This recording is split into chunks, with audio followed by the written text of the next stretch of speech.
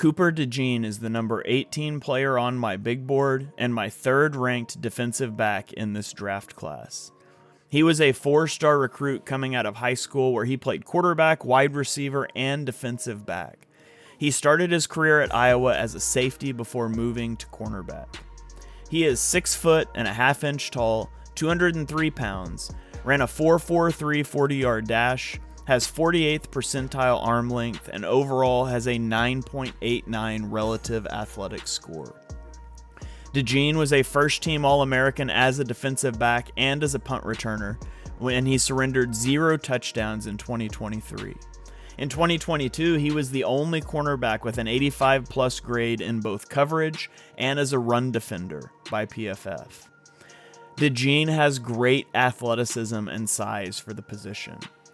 He is comfortable in a press/trail technique in coverage, and he is very sticky in man coverage. He is a high IQ player who has good vision and route recognition. He reads and reacts well, and he's just always in the right spot as a zone defender. He is a good tackler who can trigger downfield in the running game, although he does try to avoid blocks a little too often. And he has great ball skills at the catch point. He has 7 interceptions in the last 2 seasons, 3 of which he returned for touchdowns. He also brings value as a punt returner. He was PFF's 7th graded return man in 2023 with 11.5 yards per return and 1 touchdown. He was also a gunner on punt coverage. Now, DeJean did suffer a fractured fibula in mid-November that he's coming back from, but he did do athletic testing at his pro day, and he should be fully good to go by NFL training camp.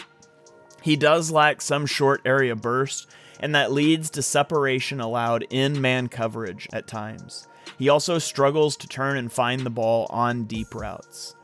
Overall, I have a first-round grade on Cooper DeJean.